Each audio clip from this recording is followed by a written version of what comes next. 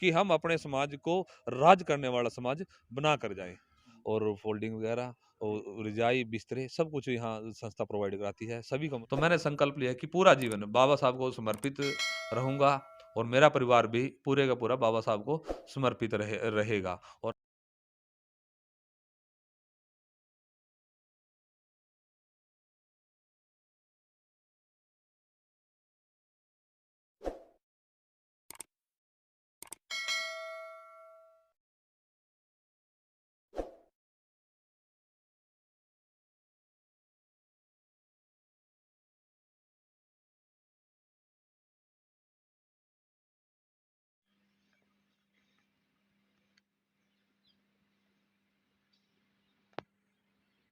B2B channel देखने वाले सारे साथियों ने मित्र राठी की ओर से जय भीम जय भारत।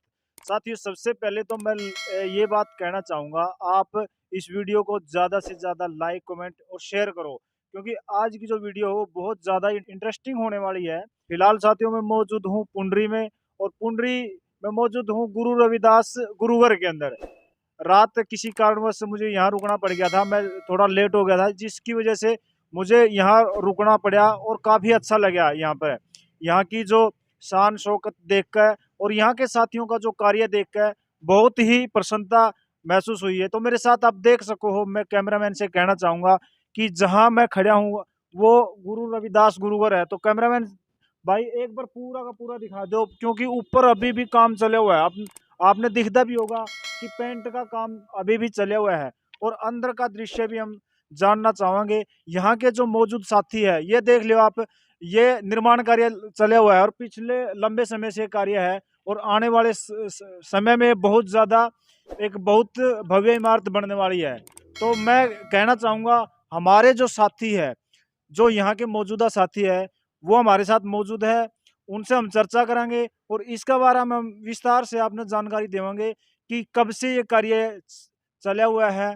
तो हमारे साथ जो साथी है, सबसे पहले तो मैं साथी से कहना चाहूंगा, एक बार हमारे जितने B2B के दर्शक है सभी को जय भीम जय भारत बोल दो। जय भीम जय भारत, नमो बुधाय। तो सर अपना इंट्रोडक्शन दे दो। मैं राजेश बोध पुंडरी से। मैं यहाँ जो हमारी गुरुदास सभा है उसमें लगभग 10 सालों से प्रेसिडेंट यानी प्रधान के पद पर कार्यरत हूँ। और हमारी जो टीम है वो 10 साल से लगातार वो इकट्ठी ही टीम है, और जब बड़ा तन मन से धन से हर जगह इस समाज के लिए भी समर्पित है और इस मंदिर के लिए भी समर्पित है। तो राजेश जी ये बताइए कि ये जो गुरुघर है इसका निर्माण कब हुआ था? सर, जैसा मेरे को सुनने को मिला है, क्योंकि ये जो ज़मीन है ये 1971 में हमारे जो बुजुर्ग होते थे उन्होंने इसको खरीदा था, मोल लिया था। 1971 में इसको लिया था, और 1971 से पहले यहाँ पर लोग आने जाने लगे थे, ताकि थोड़ा सा उनको लग गया था कि हम यहाँ पर अपना हमारे महापुरुषों का स्थान स्थापित करेंगे, यहाँ पर हम अपना गुरु घर बनाएंगे, अपने महापुरुषों को स्थापित करेंगे। और ये ऑन द रोड है, मेन रोड पे है, मेन हावड़ी मोड़ के पास मेन रोड जो शहर में पुंडरी शहर में जाता है, उस मेन रोड पे फ्रंट पे हमारी जमीन है। ये तो बहुत बहुत धन्यवाद है हमारे महापुरुषों का, जो उस समय ये जमीन मोल ले गए, इसको इसको खरीदा गया था, जो मंदिर के नाम है, ना कि किसी व्यक्ति विशेष के नाम ये जमीन है। और 1984 से हमारी जो ये सभा है 1984 से रजिस्टर्ड है। उस टाइम तो शायद लोगों को, बहुत से लोगों को पता भी नहीं था कि संस्था ये रजिस्टर्ड कैसी होती है। 1984 की हमारी संस्था रजिस्टर्ड है और कंटिन्यू है। हम इसका हर साल का ITR रिटर्न जो भी है, सारे के सारे हम, जो सरकार की जो एक गाइडलाइन होती है, उनको पूरे का पूरा पूरा करके रखते हैं। कोई भी हमने आज तक इसमें कभी भी किसी प्रकार की दिक्कत नहीं आने दिया। तो राजेश जी दूसरी तरफ भी निर्माण कार्य चले हुए हैं, मैं पिछली बार आया था, जब भी ये कार्य चला हुआ है, क्या ये लगातार चलता रहता है? ये कार्य चलता रहेगा, जैसा महापुरुषों का आशीर्वाद है, क्योंकि हमें तो, क्योंकि उनका तो जो सपना था वो बहुत बड़ा था, और हम भी उस सपना पूरा करने के लिए कहीं ना कहीं उसमें समर्पित हैं और लगे हुए हैं। ताकि अब ये आपके सामने है, देखिए ये जो भवन बनने लगा है, नीचे ये अंडरग्राउंड बेसमेंट है इसका, ये 46/73 का है, नीचे बेसमेंट है पूरे का पूरा, ताकि भविष्य में ये जो बेसमेंट है पार्किंग में भी काम आए। और लेकिन फिलहाल हम इसको हमारे विवाह शादी के लिए, हमारे अन्यथा कोई भी फंक्शन हो हमारे, चाहे वो समाज से रिलेटेड हो, जागरूकता के हो, या कोई भी ऐसे कोई फंक्शन जो समाज से रिलेटेड हो, वो उस उनके लिए ये बनाया जा रहा है। और ऊपर अब ये हाल बनने लग रहा है, और ये इसका जो पोर्च बनेगा, ऊपर बाबा साहब की प्रतिमा आएगी। ऊपर बाबा साहब की पोर्च के ऊपर बाबा साहब की प्रतिमा को स्थापित किया जाएगा। तो थोड़ा-सा अपने बारे में बताओ, क्योंकि मैंने सुना है कि अभी पिछले कुछ समय पहले आपके लड़के की भी शादी हुई थी, वो भी प्योर बुद्धिज़्म तरीके से हुई थी। आपको ये प्रेरणा कहाँ से मिली और कितने समय से आप इसमें लगे हुए हो? तो जो ये प्रेरणा मिली, ये तो बहुत-बहुत साधुवाद है बनते डॉक्टर कर्णाशिव राहुल जी का, जिन्होंने एक आंदोलन चलाया हुआ है कि धम्म भूमि श्रेष्ठ जीवन के लिए एक आंदोलन। वैसे तो मैं पहले भी लगा हुआ था कार्य में, लेकिन मुझे कोई मार्ग नहीं मिल रहा था। जी। बंते जी ने मुझे पहली बार 2020 में 25 दिसंबर का जो पहला प्रोग्राम था, बदलाव सोसाइटी ने कैथल प्रोग्राम किया था एसआरडी स्कूल के अंदर। उसमें मुझे पहली बार बंते जी को सुनने का मौका मिला और उनसे मैं इतना प्रभावित हुआ, क्योंकि मुझे आज तक तो महापुरुषों के जो जीवन का उनका जो संघर्ष था या उनका जीवन का कार्य था, मुझे नहीं पता। जबकि मैं 10 साल से इसका प्रेसिडेंट रह चुका हूँ, मुझे गुरुदास जी के बारे में नहीं पता था। ये भी सच्चाई है, मैं स्वीकार करता हूँ। जी। ठीक है, हम लोग सभाओं के पदों पर बैठे हैं, लेकिन उनका जो कार्य था, उनकी वाणी थी, उनके विचार थे, उससे बिल्कुल अनभिज्ञ है। उनके बारे में कुछ नहीं जानते। और जैसा कि अब 2 महीने पहले मेरे लड़के की जो शादी थी, वो भी जो था, वो बाबा साहब से हमें इसका उम, पता लगा कि हमें हमारे बच्चों की शादी ऐसी करनी चाहिए। और ये बहुत-बहुत साधुवाद है बनते कर्णशील राहुल जी का, जिन्होंने मुझे इससे अवगत कराया और मैं उस कार्य को पूरा कर सका। क्योंकि ये सपना ना तो बंदे जी का है, ना मेरा है। ये तो सपना हमारे महापुरुषों का है। ये सपना तथागत से लेके साब कांसी राम तक का, हमारे जितने भी महापुरुष हुए हैं, सभी का यही सपना है। तथागत महाकारुणिक बुद्ध का, बाबा साहब का, महात्मा ज्योतिबा फुले का, माता सावित्रीबाई फुले का, जितने भी हमारे महापुरुष हैं, सभी का यही आंदोलन था, संत गुरु रविदास जी महाराज जी का, कि हम अपने समाज को राज करने वाला समाज बना कर जाएं। तो बताया जा रहा है कि आपके जो लड़के की शादी है वो बिल्कुल साधारण तरीके से हुई थी। तो लोगों का क्या रिएक्शन था उस समय? उसमें लोगों ने जो शादी की हमने, उसमें ना तो हमने कोई दान दहेज लिया और ना ही दिया किसी प्रकार का भी, ना कोई किसी प्रकार का दिखावा, ना कोई घोड़ी, ना कोई बैंड, ना कोई गले में माला, ना कोई तलवार, ऐसा इन चीज को सबको हम छोड़ के एक बिल्कुल सिंपल तरीके से शादी की। और इसके अंदर हमने जैसे कहते हैं कि भाई लड़के को उसके मामा जी हैं या वो है, वो उसको कपड़े देंगे, वो भी हमने प्रथा बिल्कुल खत्म करी। उसके अंदर भी हमने अपने जो मेरे रिश्तेदार हैं, जो मेरे रिश्तेदार हैं, जो लड़के के मामा हैं, उनसे भी हमने एक 10 पैसे का कोई कपड़ा ये वह, वो बिल्कुल उनको बुलाया कि आप शादी में आइए केवल। हमने ये भी जो प्रथा थी बहुत बड़ी, वो खत्म करी। और कल भी मैं, जो मेरा परिवार से थे, तो मेरी 5 बहनें हैं, 5वें इन शादी के बाद तीसरा भात जिसको कहते हैं भात, वो भी करके आया हूँ। लेकिन उसके अंदर भी हमने, जैसा भंते जी ने और बाबा साहब ने मार्गदर्शन कराया था, उसके अकॉर्डिंग ही हमने कोई पटरा चढ़ा, ये वो दान दहेज कपड़े वगैरह वगैरह सब प्रथाएं खत्म की है। बिल्कुल इसके अंदर देखो, चुनौतियां तो आती हैं, बहुत रुकावटें भी आती हैं, लेकिन सबसे पहले वही कहा है कि अगर किसी प्रथा को या किसी चीज को तोड़ेंगे, तो सबसे पहले विद्रोह अपने घर में होगा। विद्रोह घर में भी हुआ, लेकिन वो अब समझने लगे कि बिल्कुल वो व्यर्थ है। भी लड़का जिसका है शादी वो करे, खर्चा वो करे, दूसरा क्यों करे। ये जिंदगी भर का, कि जिसके घर लड़की बात हो, कि जब तक वो नहीं आदमी जाता है इस दुनिया से, उसका पूरा जीवन भर उसके लड़के की शादी हो, उसके बच्चे हो, छिले हो, कुछ भी हो, सारा जीवन उसको देना ही देना है। भाई ये कहाँ की प्रथा है। अगर बाबा साहब को जब पढ़ा, तो जब पता लगा कि ये तो उन लोगों की बनाई हुई व्यवस्था है, ये कोई प्रथा नहीं है, ये व्यवस्था है। इस व्यवस्था को हमें खत्म करना पड़ेगा, अगर हमें अपनी गुलामी से बचना है तो। आप देख सको हो यहाँ पर कुछ स्लोगन लिखे हैं, जुल्म करने वाले से ज्यादा जुल्म सहने वाला ज्यादा गुनहगार होता है। ये बाबा साहब का जो स्लोगन है वो ये है। और ऐसा चाहूं राज में मिले सबन कौन, छोट बड़ सम बसे रविदास रहे प्रसन्न।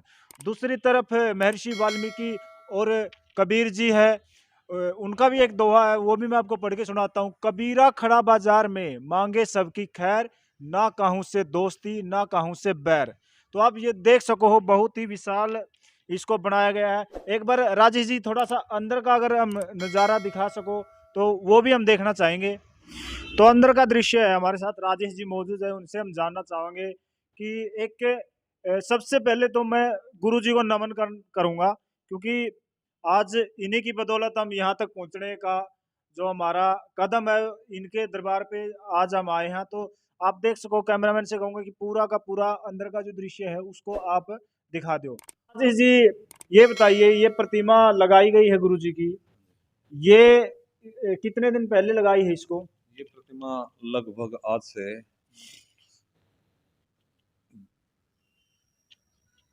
98 के अंदर 1998 के अंदर इस प्रतिमा को लगाया गया था।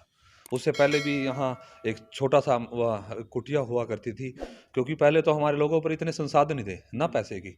जैसे जैसे आता गया इनके पास आर्थिक मजबूत होते गए, तो उस हिसाब से इन लोगों ने अपने स्थापित किए। तो कितने लोग यहाँ पर आते रहते हैं? वैसे तो जैसे अब ये गुरुदास जयंती का प्रोग्राम लगभग 5,000 लोगों का प्रोग्राम होता है हर वर्ष। जब से हम कार्य संभाले हैं लगभग 4 से 5,000 लोगों का कार्यक्रम होता है। तो फिलहाल की यहाँ की जो कार्यकारिणी है उसमें कितने सदस्य मौजूद है? हमारी कार्यकारिणी में 11 सदस्य मौजूद हैं। जी। और बहुत बहुत बहुत सभी साथियों को धन्यवाद है, क्योंकि वो एक बिल्कुल एक टीम से, एक पॉजिटिव टीम से कार्य कर रहे हैं। और इसीलिए आज तक इसमें किसी प्रकार का भी कोई रुकावट नहीं आई है, क्योंकि सभी लोग पॉजिटिव हैं। भाई जो कार्य करना है उसको कीजिए बस। तो दूसरी साइड भी हम जाना चाहेंगे जहाँ पर ये निर्माण कार्य चले हुआ है, पेंटिंग का कार्य भी चले हुआ है, उसको भी हम देखेंगे। तो आप मेरे साथ देख सको हो, ये बेसमेंट के में अब हम आए हैं। और एक बार कैमरामैन से कहना चाहूंगा थोड़ा सा अंदर का दृश्य दिखा दे भाई। बहुत ही बड़े लेवल पे इसको बनाया गया है। हम नीचे आ गए हैं, हो सकता है थोड़ा अंधेरा हो, लेकिन ये बहुत बड़ा हॉल है। आने वाले समय में जितने भी समाज के लोग हैं उन सबको लिए ये फायदेमंद होने वाला है। तो राजेश जी, ये कार्य कब से लगा हुआ है इसके अंदर? ये लगभग हम इसको 2013 से इस कार्य को लगे हैं। इस हॉल को बनाने के, अम्बेडकर भवन को बनाने के लिए 2013 से लगे हुए हैं इस कार्य में। राजेश जी, समाज का कितना सहयोग रहता है? समाज का तो बहुत सहयोग, बहुत ज़्यादा सहयोग रहता है, क्योंकि बिना समाज के सहयोग के हम कुछ नहीं कर सकते। लोग कहते हैं कि समाज में सहयोग नहीं, समाज सहयोग देता है, लेने वाले चाहिए। जो इतनी बड़ी बिल्डिंग है इसके अंदर समाज का ही सहयोग है।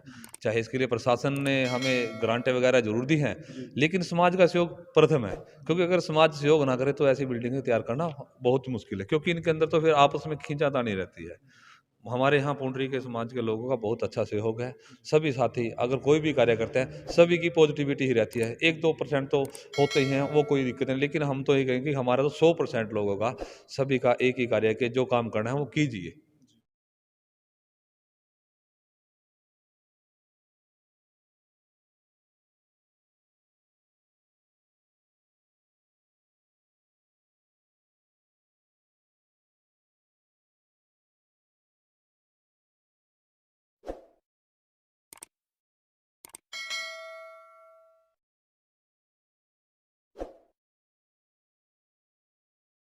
भी हम एक दूसरे हॉल के अंदर आए हैं, तो उसके बारे में भी जानेंगे राजेश जी से कि ये किस कार्य के लिए है। तो सर ये बताइए, जो इतना विशाल हॉल तैयार किया गया है, क्या क्या सुविधाएं होने वाली है इसके अंदर?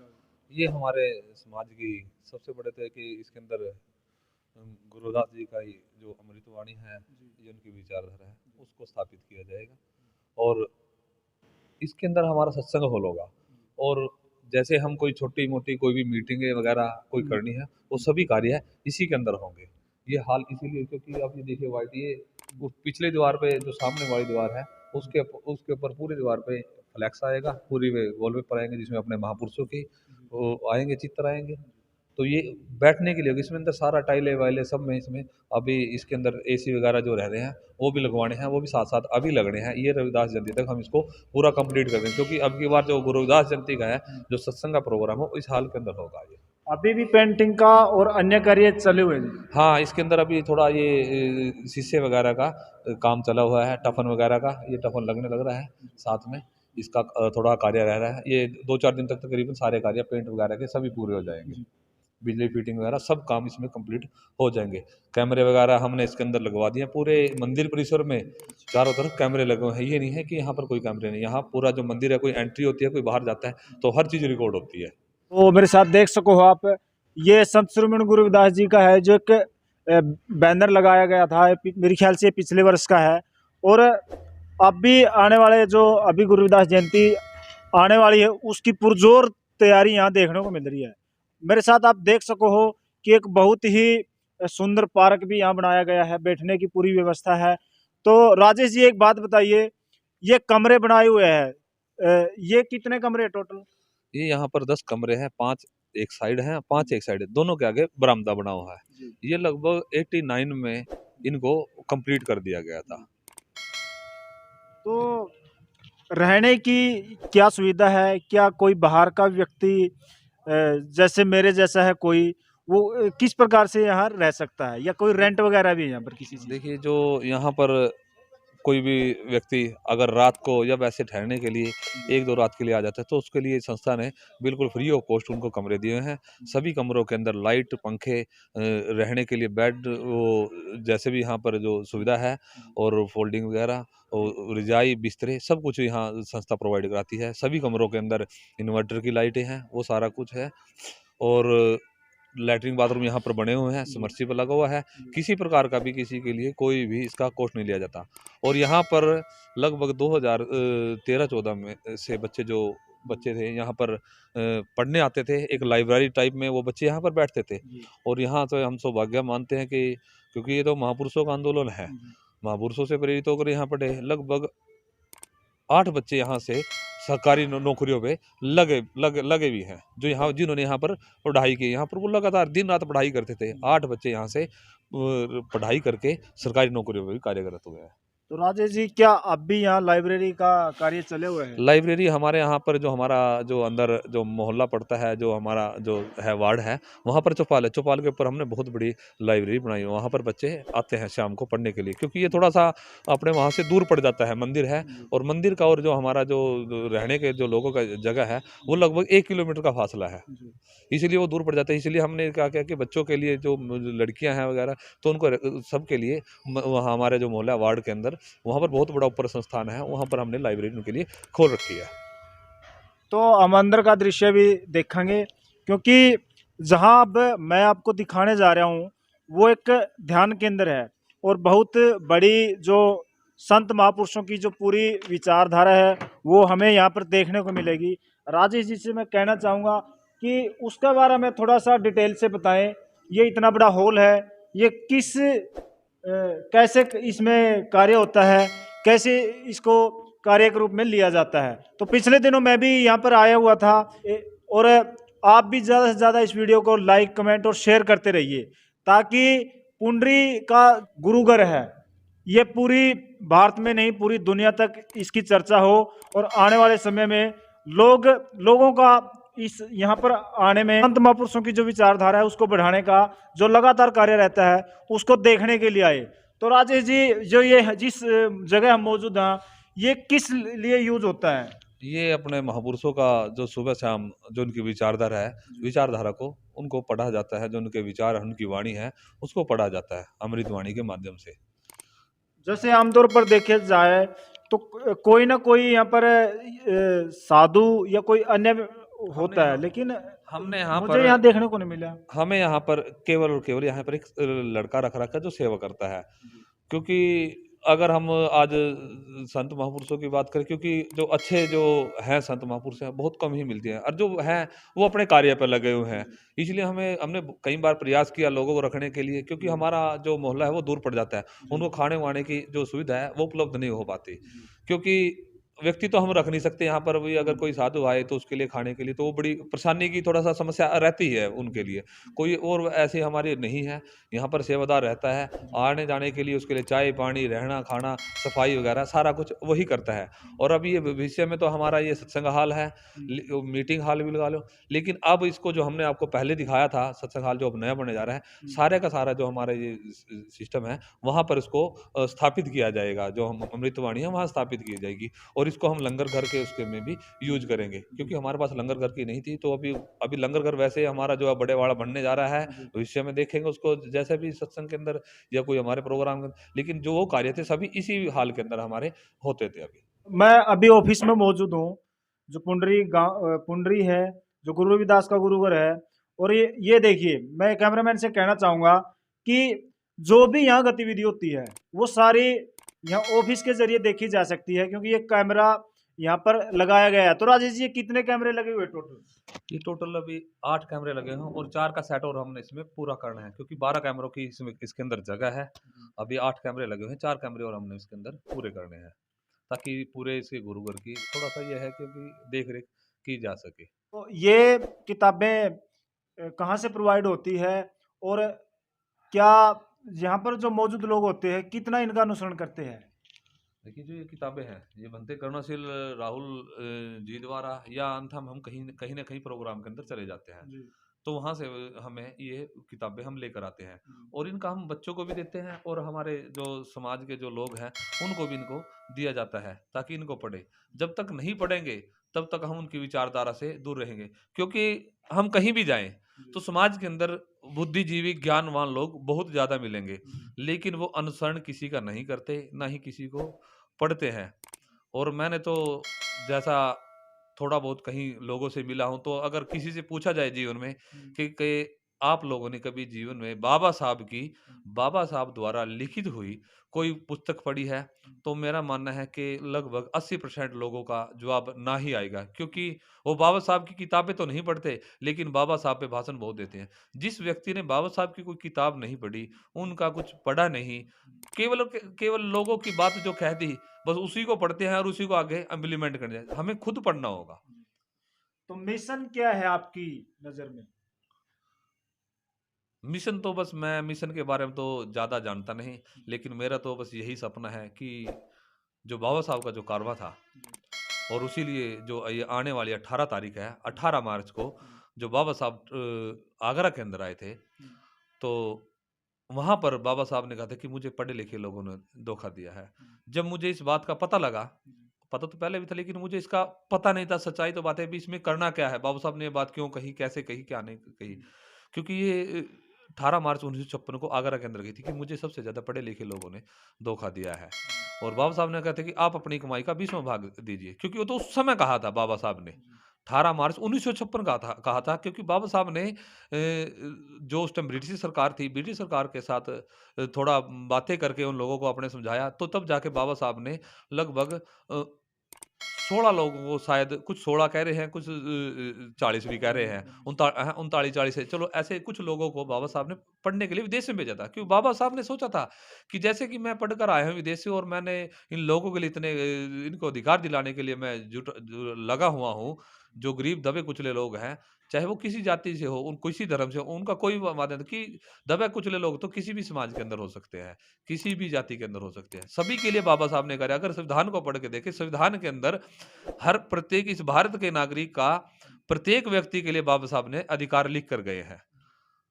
तो उस समय बाबा साहब ने कहा था कि मुझे वो लोग जो बाहर गए, विदेश में पढ़ के, बाहर जो पढ़े, उनमें से एक भी व्यक्ति इंडिया के अंदर नहीं आया था, भारत के अंदर नहीं आया था। तो बाबा साहब ने उन लोगों से दुखी होकर कहा था कि मुझे पढ़े-लिखे, और मैंने तो संकल्प लिया है, जब मुझे इस बात का पता लगा, तो मैंने संकल्प लिया है कि पूरा जीवन बाबा साहब को समर्पित रहूँगा, और मेरा परिवार भी पूरे का पूरा बाबा साहब को समर्पित रहेगा। और हम इस आने वाली 18 मार्च को ज़्यादा से ज़्यादा पुंडरी शहर से भी और आस-पास के लोगों से भी हमारा टारगेट है कि हम कम से कम 2 से 3 डब्बे ट्रेन के बुक करा करके वहाँ पर धम्म कारवां के लिए जाएँगे, और वहाँ पर संकल्प लेंगे कि बाबा साहब जब तक हम जीवित रहेंगे, हम अपनी कमाई का 20वाँ भाग भी समाज को दान देंगे, क्योंकि बिना दान के ये जो धम्म कार्य था बाबा साहब का, वो नहीं पूरा हो सकता। क्योंकि इसके लिए आर्थिक सहयोग बहुत ज़रूरी है। जो लोग आरक्षण का या प्रतिनिधित्व का लाभ ले चुके हैं, उन लोगों को भी बाबा साहब से, वो बाबा साहब को अपना आदर्श तो मानते हैं, लेकिन जब बाबा साहब की बातों पर चलने का समय आए, लेकिन वो पीछे हट जाते हैं, क्योंकि उनको लगता है अधिकार तो बाबा साहब द्वारा मिल जाए, लेकिन जब देना पड़े, फिर वो सोचते हैं कि ये तो मेरा है। लेकिन ये नहीं समझते कि जो आज हमें मिला है, वो बाबा साहब द्वारा, गुरु रविदास जी द्वारा, साहब कांशीराम द्वारा, साहू जी महाराज द्वारा, जितने भी हमारे छत्रपति साहू जी महाराज द्वारा, जितने भी हमारे महापुरुष हैं, महात्मा ज्योतिबा फुले, सावित्रीबाई फुले, सभी ने, सभी इन लोगों ने त्याग किया है। उस त्याग के कारण हमें जो आज अधिकार मिले हैं, उनके त्याग और उनके बलिदान के कारण आज हमें ये अधिकार मिले हैं, और उसके लिए भी हमें समर्पित रहना चाहिए। और मैं ज़्यादा से ज़्यादा आपके चैनल के B2B के माध्यम से लोगों से अपील करना चाहता हूँ कि ज़्यादा से ज़्यादा संख्या में इस आने वाली 18 मार्च को आगरा के अंदर पहुँचे, और संकल्प लें कि हम अपने महापुरुषों का जो सपना है, जो उन्होंने देखा था कि वो एक ऐसा भारत चाहते थे कि जिसके अंदर कोई ऊँच-नीच, जाति, भेदभाव कुछ भी ना हो, तो ऐसा भारत का निर्माण चाहते थे। उसके लिए आप भी लगे, यही महापुरुषों का मिशन है, इंसानियत हो। और तथागत ने तो कहा था कि हर जाति धर्म का, हर जो भी धर्म है इस दुनिया के अंदर सभी का कुछ ना कुछ केंद्र बिंदु है, लेकिन मेरा तो केंद्र बिंदु इंसान है।